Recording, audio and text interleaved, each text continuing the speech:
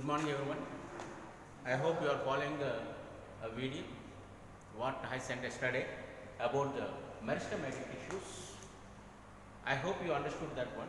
I request you and suggest you that listen the video through earphones and watch the video in your mobile video player, not directly from the WhatsApp, because it may not be clear in WhatsApp video, but in your mobile video player or MX player, any other app MX player like that, you can watch the video and it will be very clear, even voice as well as the clarity of the picture also very nice.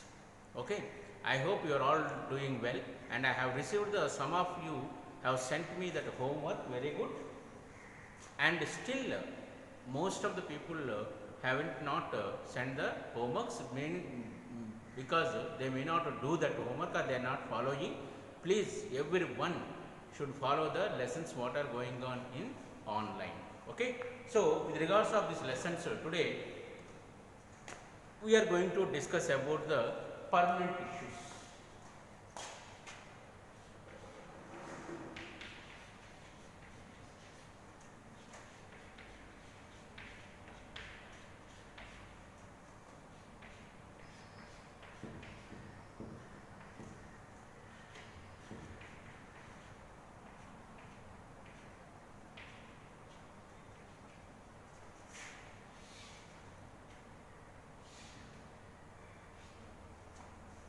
Permanent tissues. Yesterday we are discussing about the meristematic tissues, and this is the second type of tissues that are presented in the plant body. But remember this one, the permanent tissues are the derivations, that means modifications of the meristematic tissues only. The permanent tissues are the modifications of the meristematic tissues only. Okay, and based in the permanent tissues, there are two types of cells will be presented there, either living cells or non-living cells will be presented. Sometimes both living cells as well as the non-living cells also will be presented there. So based on this presence of the cells in the tissue, the permanent tissues are of two types: simple permanent tissue, simple permanent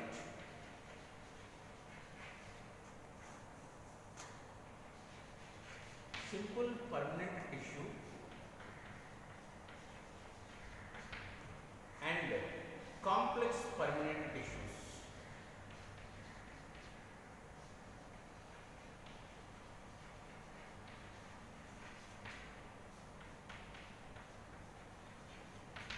Simple permanent tissues and complex permanent tissues. Simple permanent tissues means the tissues which are having either living cells or non-living cells, not both the cells, both the type of cells. Okay, simple permanent tissues means the tissues which are having either living cells or non-living cells will be presented there, or dead cells will be presented there. Okay, but not both living and non-living cells will be present in one type of tissue. Okay, that was called as the simple permanent tissues. Simple permanent tissues, once again I repeat that one, simple permanent tissues means the tissues which are having the either living cells or non-living cells will be presented. Either living cells, either living cells or non-living cells will be presented there. Either living cells or non-living cells will be presented there in the simple permanent tissues. Okay, such type of tissues are called as simple permanent tissues. Next, complex permanent tissues. In this type of tissues, both living cells as well as the non-living cells, both of them are present in the complex permanent tissues. Okay, understand? So let us learn about the simple permanent tissues now. Simple permanent tissues. As I told you that either living cells or non-living cells will be presented there in the simple permanent tissues. Okay, and based on that, simple permanent tissues are of two types. Once again, this is protective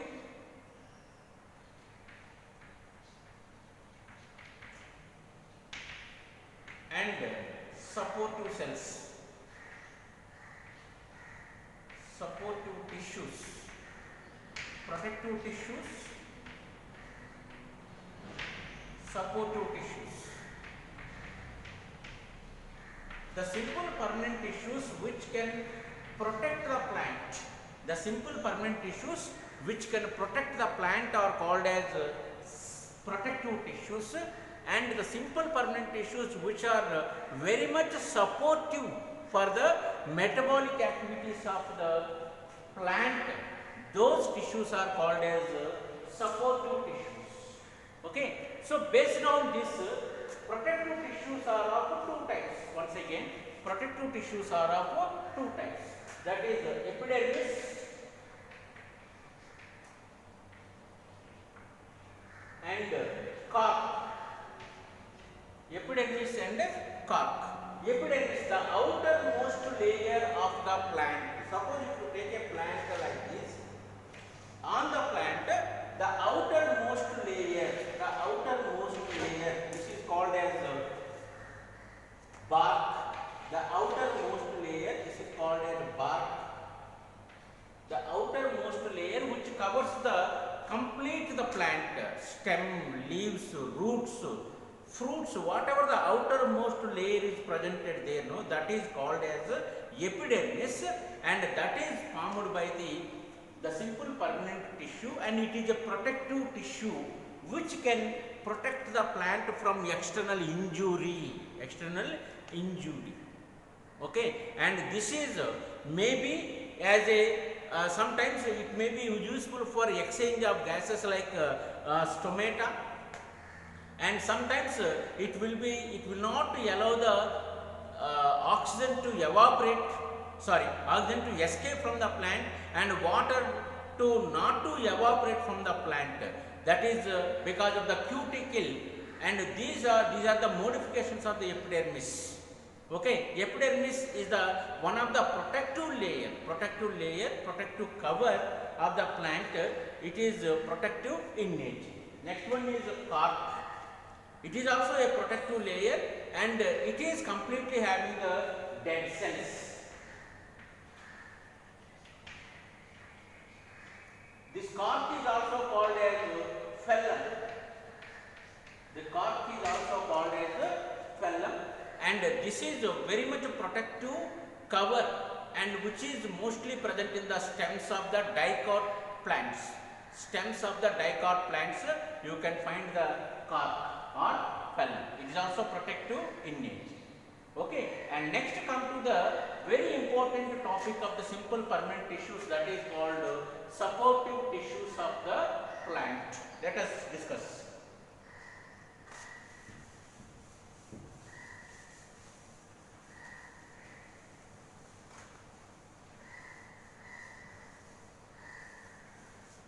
These supportive tissues, the supportive tissues of the plant are of three types. Supportive tissues.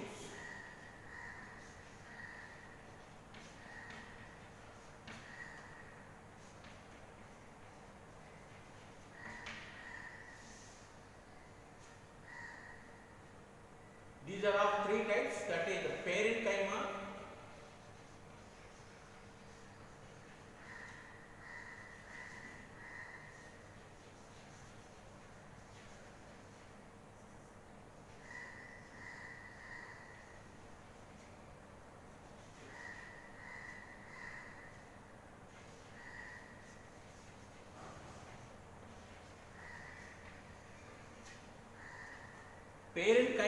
collenchyma, sclerenchyma. These are the three types of supportive tissues. These all three belong to the simple permanent tissues. These three belong to the simple permanent tissues, SPT, simple permanent tissues.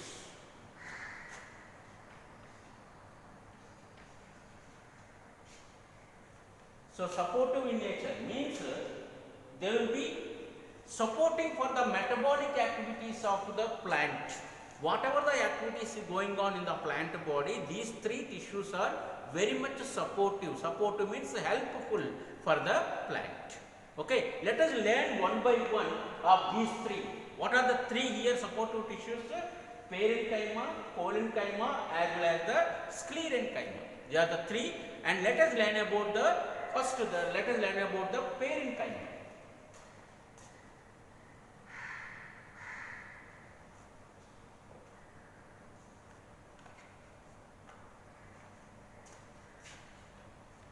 Parenchyma. This is a simple permanent tissue where completely living cells are presented here. Completely living cells are present in the parenchyma. Completely living cells are present in the parenchyma. The cells are in the shape of spherical in nature. In the shape of spherical in nature, and these are loosely arranged by leaving the intercellular spaces. You might be seeing here the shaded part.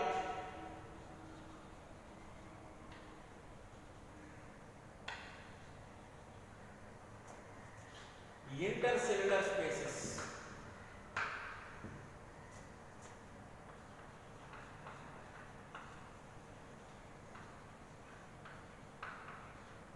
Intercellular spaces are presented because they are loosely arranged and they are spherical in shape, and also they have the large vacuole. They have the large vacuole to store the materials, and very eccentric nucleus will be presented there. This is the vacuole.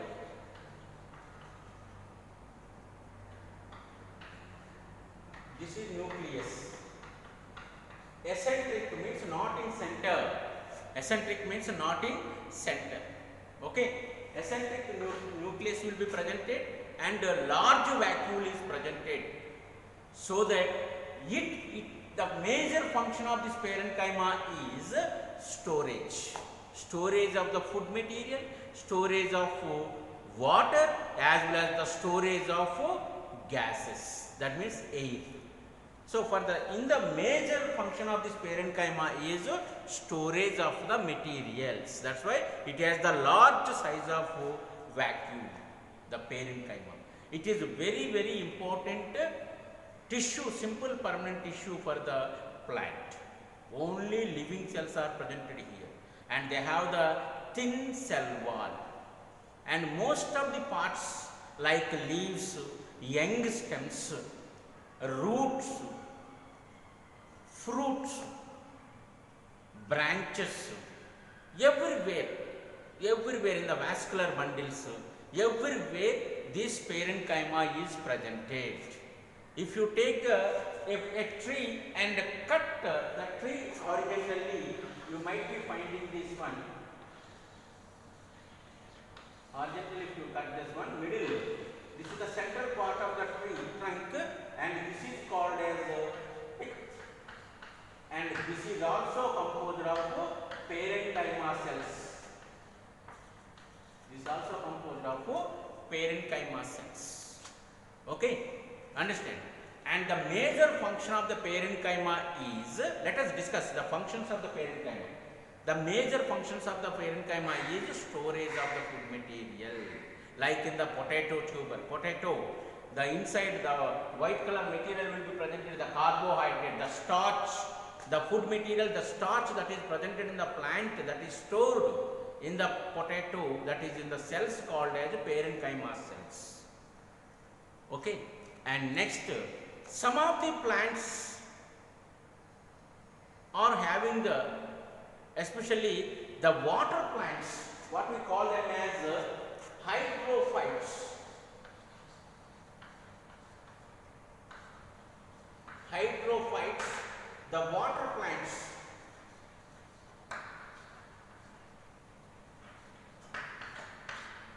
Hydrophytes, the water plants. For example, the water plants like lotus.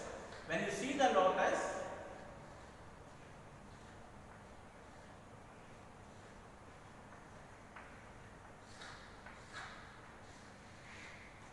you might be finding that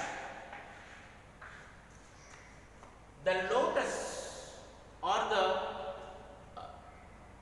the plants like hyacinth, lotus, the water plants plants, whatever are there, which are floating on the water, that is because of the having parenchyma cells in their body, and these parenchyma cells will store the air in their body.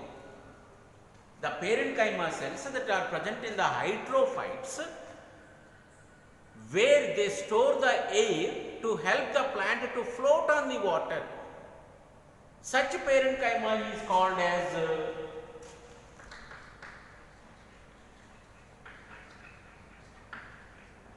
aerenchyma. Aerenchyma is a kind of parenchyma that is present in the hydrophytes, which allow them to float on the water because air is presented in this parenchyma. So the phenomena of floating of plants on the water is called as buoyancy. The phenomena of floating of the plant on the water is called as buoyancy, and it is because of the parenchyma that is present in the water plant is called aerenchyma. And this is another major function of the parenchyma. Next, some of the plants, the leaves, the cells in the leaves are having the chlorophyte. Chlorophyll is presented there. Chlorophyll is presented in the parenchyma of some of the leaves. Those are, suppose if you take the leaves, there are a kind of cells called as mesophyll cells. In these mesophyll cells, some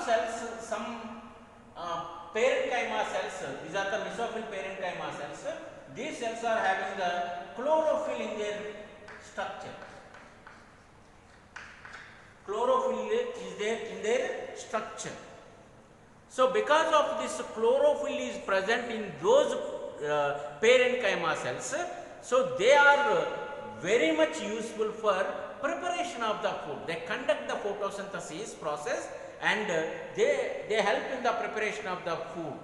Such type of parenchyma tissue which is having the chlorophyll in them and help in the photosynthesis, such type of parenchyma tissue is called chlorenchyma.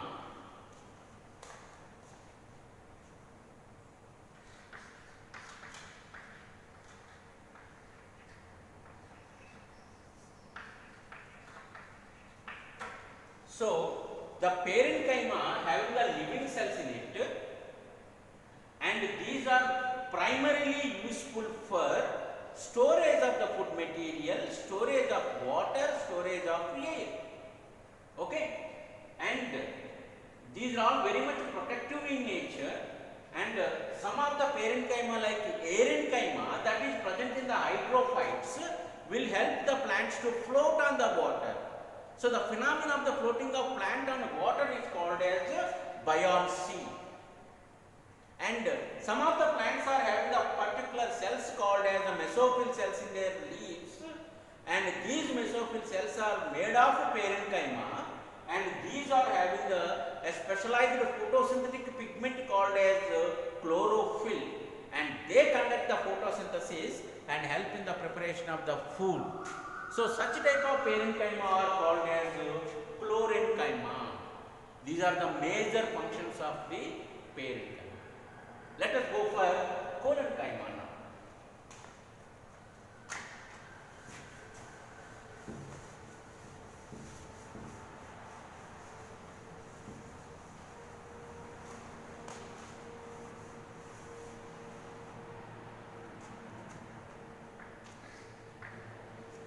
Collenchyma, second type of the simple permanent tissues, in the category of supportive cells, chlorenchyma. So in this chlorenchyma, only non-living cells will be presented.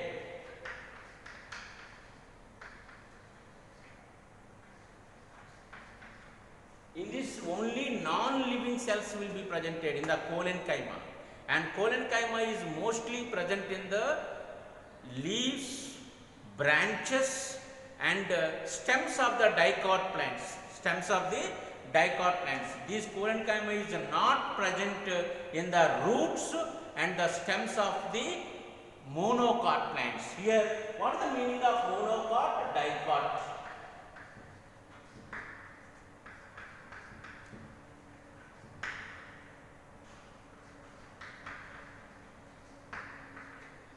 Monocot plant, the plant which has the only one cotyledon in their seed. What is the meaning of this cotyledon?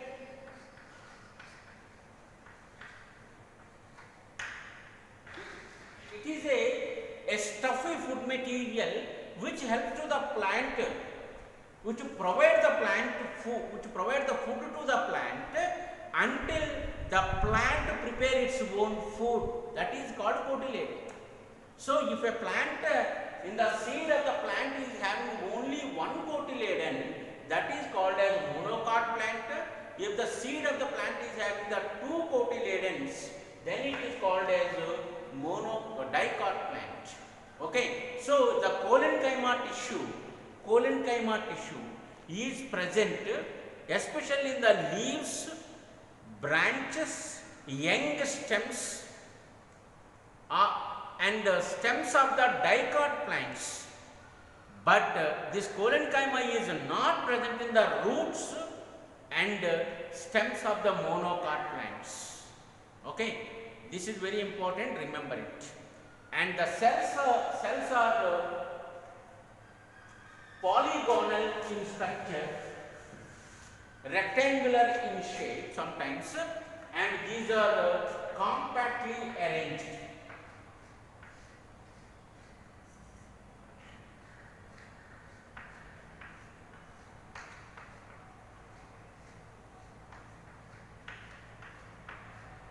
The cells of the collenchyma are completely non-living cells and they don't have any material inside, but the corners are completely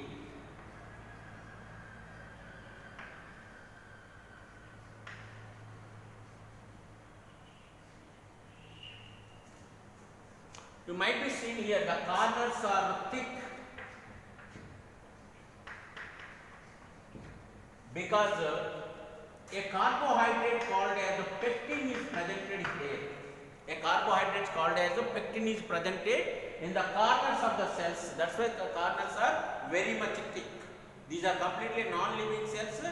These are mechanical support they will give. Suppose for example, if there is a plant like this, so from this side the wind is blowing continuously, so the plant branches may go to the opposite direction. When the wind stops, again they come to their original shape. This is called flexibility or tensility. That means mechanical support will be given. The plant may not be easily broken because of the collenchyma. Okay, and the collenchyma is very important for that. The mechanical support will be given, tensile support will be given by the collenchyma. The flexibility, tensile means here flexibility. It is not so rigid, but rigid in condition.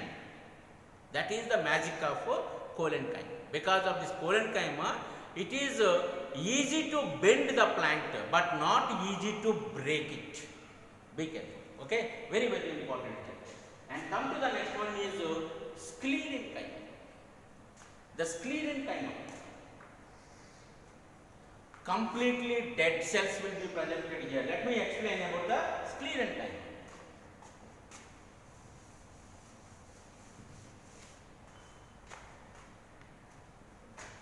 In the sclerenchyma, at the beginning of the sclerenchyma, the cells are living cells.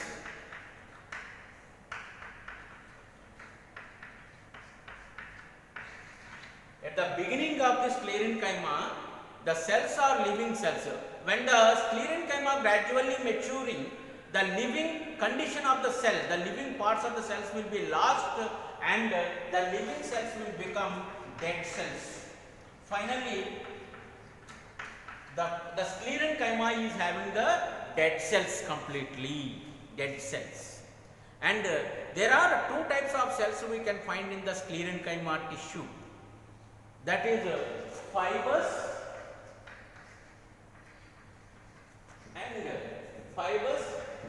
and sclerids. Fibers and sclerids. Fibers are the long thread-like structures. Fibers are long thread-like structures, and sclerids are the like stone-like structures. These are very much rigid because a carbohydrate called as lignin is present in the walls of the cells of the sclerenchyma tissue. Lignin, a carbohydrate that is present in the walls of the cells of the sclerenchyma tissue. That's why the cells are called as lignified, because of the lignin. These are very much stronger and rigid in nature, very much rigid, very stiff and strong. That's why the sclerids are also called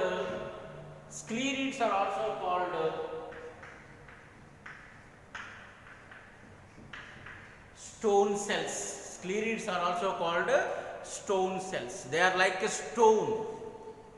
Because what is there? The lignin. The lignin, the carbohydrate is presented in the walls of these cells.